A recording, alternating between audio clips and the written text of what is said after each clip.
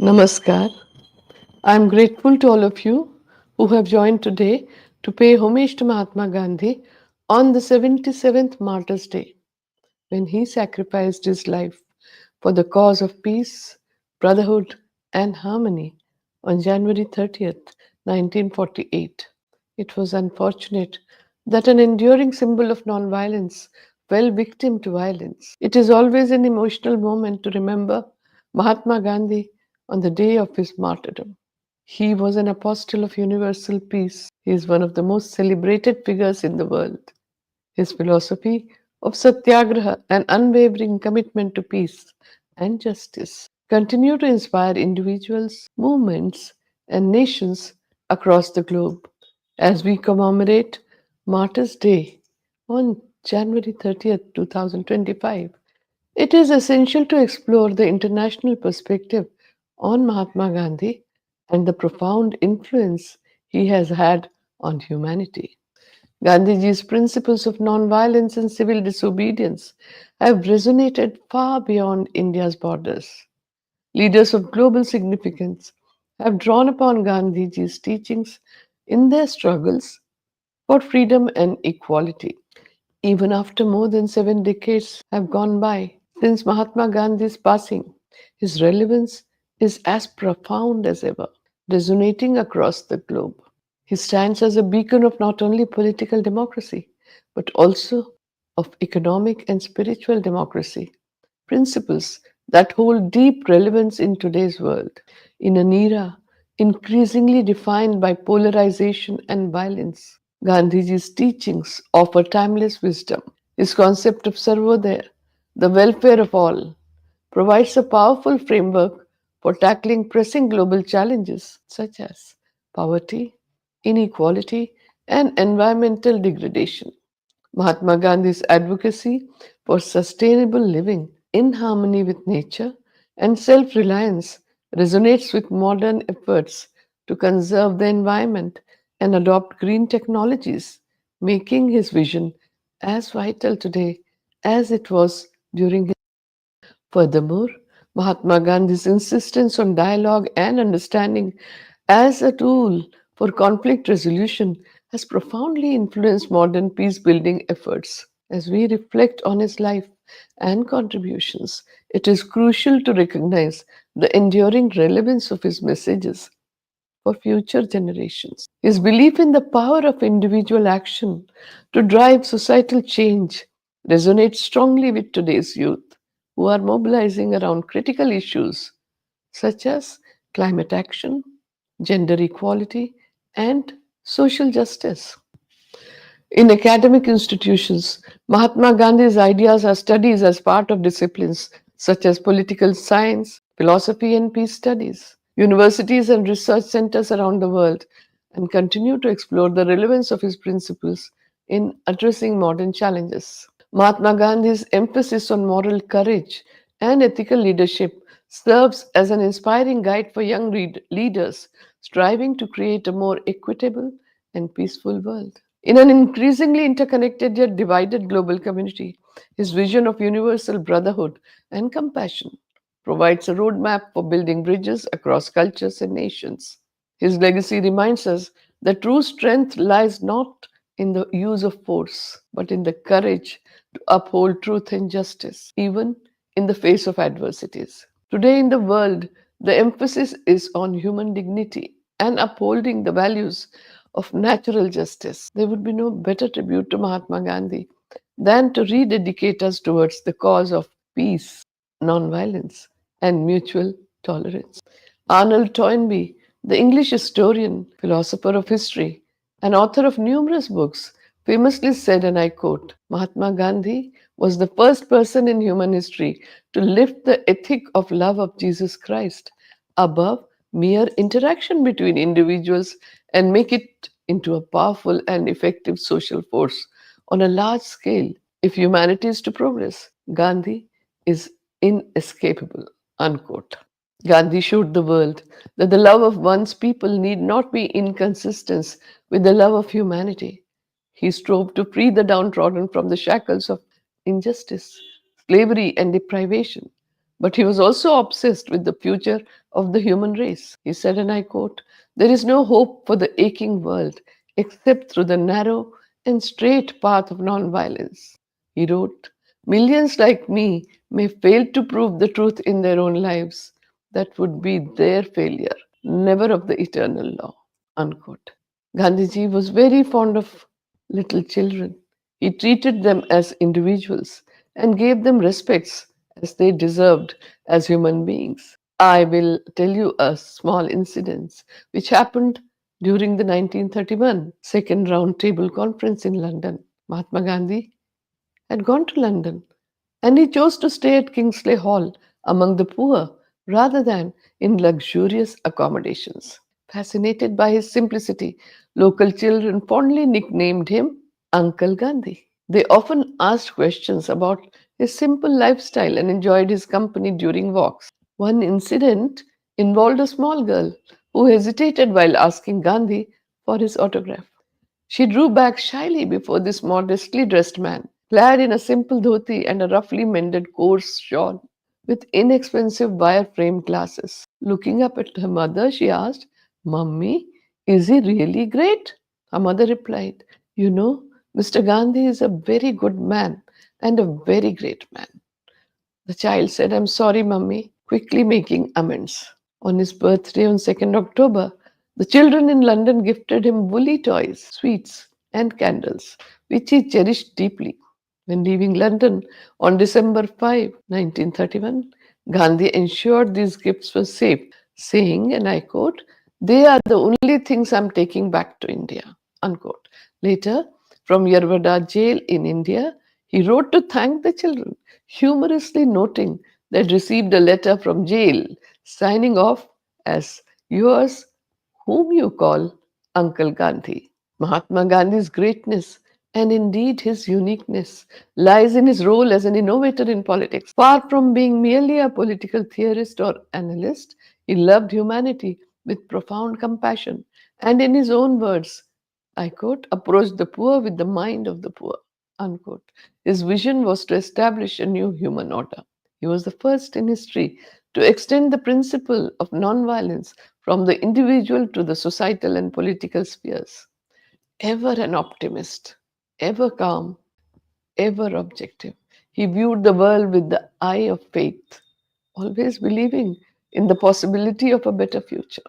Dr. Gene Sharp, the American philosopher and the founder of the Albert Einstein Institution, drew much of his inspiration from the life and writings of Mohandas Karamchand Gandhi. He wrote, and I quote, "Gandhi was the contemporary of Tsar Nicholas, Lenin and Stalin, Kaiser Wilhelm and Adolf Hitler, Franklin Roosevelt and Mao Zedong. He bridged the span between the time when armies fought the wars with rifles to the time when atom bombs confronted them. Racism ran rampant, and there was a denial of dignity and opportunities to women and untouchables and many others. These were among the social and political evils for which Mahatma Gandhi sought solutions." Unquote. Mahatma Gandhi was an ordinary person like us who rose to extraordinary heights through his unwavering determination, steadfast pursuit of truth, and commitment to the values he cherished. By realizing his true potential for sacrifice and endurance, he achieved remarkable greatness. Studying Gandhiji's life is a fascinating journey of inspiration, as he was one of us. Yet, his courage of conviction and the strength of his ideas he represented set him apart. Mahatma Gandhi's entire life story is about action to bring about positive changes. He both succeeded and failed in what he sought to do, but he always moved forward. And he never gave up the quest for improvement, both social and spiritual, and both for individuals as well as for the nation as a whole. Today, he is remembered not only as a political leader, but as a moralist who appealed to the universal conscience of mankind. There is a galaxy of men, women, and children in different parts of the world who have taken a leap from Mahatma Gandhi to fashion their initiatives for ensuring peace, nonviolence, justice, and fighting discrimination. This explains his lifelong crusade of attainment of moral values such as truthfulness, nonviolence, purity of means, love, self control, forgiveness, respect, friendliness, compassion, mercy, etc. His messages resound with people of all faiths worldwide, as he is the spiritual and political leader of one of the world's most profound and complex cultural traditions. Today, the world is faced with many kinds of conflicts and diverse types of crises. We see Mahatma Gandhi's emphasis on non-violence, universal brotherhood, and peaceful coexistence having an all-time relevance. In his 50 years of public life in three continents, Asia, Europe, and South Africa, Gandhiji demonstrated the efficacy of extending respect for all living beings. Human dignity, oneness, empathy are impossible without compassion. Gandhiji emerged as the voice of the voiceless that inspired social reformers and political thinkers all over the world. It was to his unique credit that in a world marred by violence and hatred, Gandhiji stands firm as a man of universal goodwill and a protagonist of peace. What is most striking is that Gandhiji emerged during his lifetime as a torchbearer of peace, and even today he continues to surprise mankind with his non-violent methods of resolving conflicts. What is stranger still is the resonance of success of his satyagraha that continues to inspire people across the globe. It goes without saying that it is never possible to evaluate how much India and the world owes to Mahatma Gandhi. For Gandhiji, peace was not an end by itself. Rather, it was only a sort of a means to ensure better welfare for mankind. Mahatma Gandhi's lifelong quest was in the pursuit of truth. In fact, he even had said, and I quote, truthfulness is more important than peacefulness, unquote. Non cooperation was one of Gandhiji's methods for achieving justice.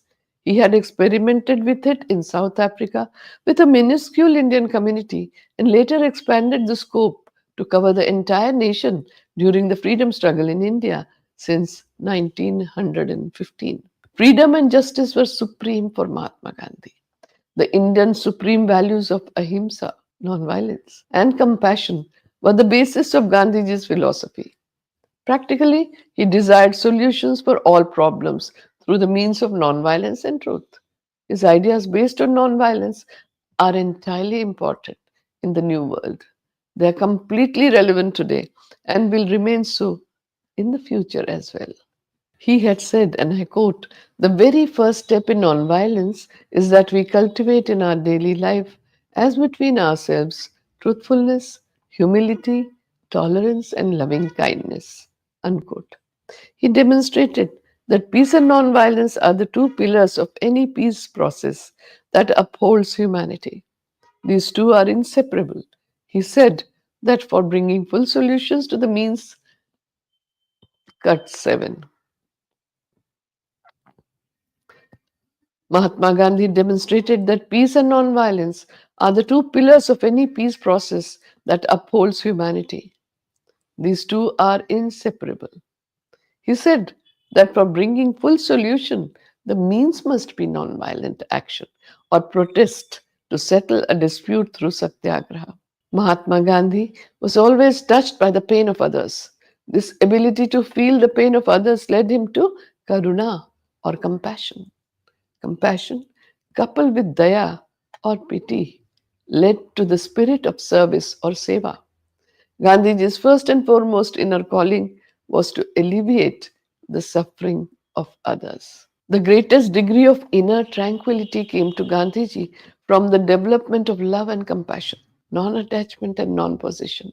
The more we care for the happiness of others, the greater our own sense of well being becomes. Cultivating a close, warm hearted feeling for others automatically puts the mind at ease. This helps remove whatever fears or insecurities we may have and gives us the strength to cope with any obstacles we encounter. It is the ultimate source of success in life. Gandhiji's example demonstrates that if we live in this world, we are bound to encounter challenges and problems. Even during any difficult circumstance, Gandhiji did not lose hope and become discouraged. He faced the challenges with the understanding that it was not just him who was undergoing difficulties, but everyone was undergoing suffering. This realistic perspective increased his determination and capacity to overcome troubles. Armed with this attitude, for him, each new obstacle became yet another valuable opportunity to improve and overcome challenges. Gandhiji rose beyond his personal sorrows and joys and shared the happiness and sorrows of people. He became more compassionate and developed both genuine sympathy for others' suffering and the will to help remove their pain. As a result, his serenity and inner strength increased, as did the resolve. He used to remain positive under all circumstances, and that was his main trait. He had faced many challenges in his life. The techniques he crafted, like Satyagraha and Sarvodaya, and the strategies he followed in his public life give us insights into how spirituality can be applied to improve human conditions in today's world. The applications are not India specific, but are universal. Gandhiji sought the guidance of his inner voice, not only in the spiritual realm, but also in the political realm. Gandhian humanism and its practical application are the way forward in the world. His noble spirit and warm, humane kindness have endeared him to all humanitarians throughout the world. Nowadays, our world has become so interdependent that any conflict between nations inevitably impacts the rest of the world. The only way to establish peace in the world is through nonviolence. We need to develop a sense of solidarity amongst ourselves by considering other human beings as our brothers and sisters, as part of one family. Gandhiji's ideas of nonviolence was to live and help others to live. Helping others to live with mutual respect should become the foundation of our life. He had said, and I quote, "When I despair, I remember that all through history, the ways of truth and love have always won.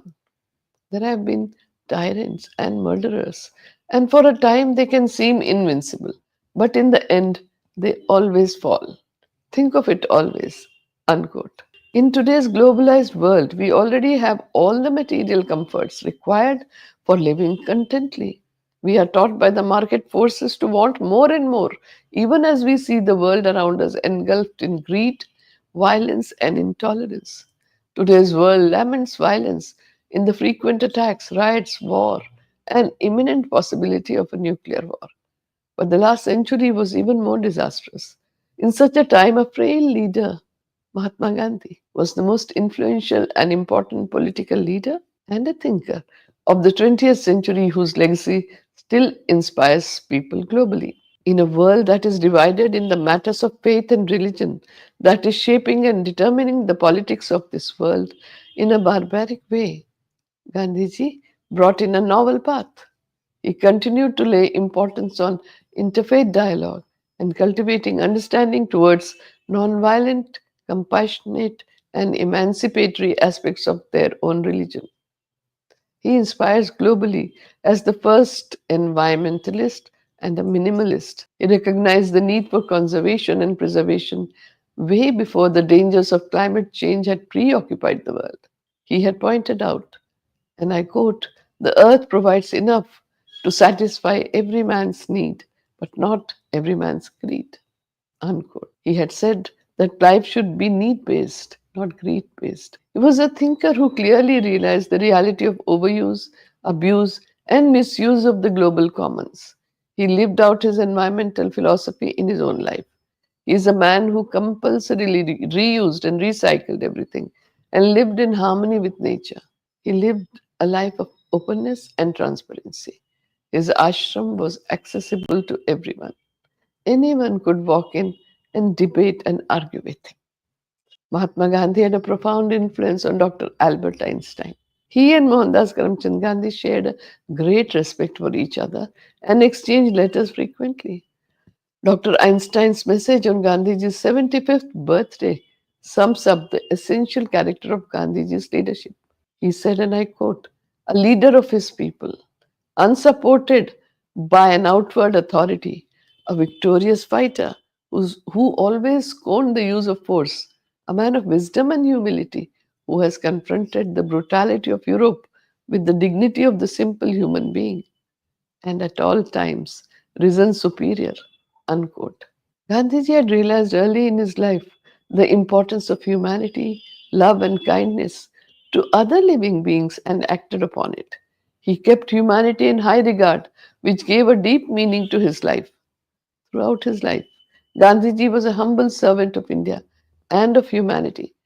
And he said, and I quote, I believe in absolute oneness of God and therefore also of humanity. What though we have many bodies? We have but one soul. The rays of the sun are many through refraction, but they have the same source. It comprehends the whole of humanity. Its realization would thus mean the establishment of the kingdom of heaven on earth. Unquote. He gave his last interview to Margaret Burke White, an American photographer, in the early afternoon on 30th January 1948, and it was to be his last message of compassion to mankind, in which he told her that nonviolence is the greatest force at the disposal of mankind. It is mightier than the mightiest weapons of destruction devised by the ingenuity of man. Gandhiji had further said, I do not believe in shortcuts which involve violence. However much I sympathize with and admire worthy motives, I am an uncompromising opponent of violent methods, even to serve the noblest causes. There is therefore really no meeting ground between the school of violence and myself. Unquote. The heart that bled at the sight of the misery of others was bled to death on 30th January 1948, with the three death dealing slugs buried deep in it. India lost her soul, but her spirit lives, and that spirit will continue to live among us as it carries in its chapters the mild but unassailable truth that peace is a positive force and that it can still move the human race away from darkness towards light. Mahatma Gandhi had declared, and I quote, am I going to be silenced after my death? I will proclaim my faith even in death and speak from the grave. Unquote. What was this faith that he wanted to proclaim from the grave? It was faith in truth, that was God. It was faith in the goodness of all, as all are capable of truth. It was faith in the goodness of mankind. It was faith that despite the falls and upheavals, humanity would move towards goodness. Because truth, that is God, is only interested in the welfare of its creation. I once again take this opportunity. My special thanks are to all of you who have joined me online. Namaskar.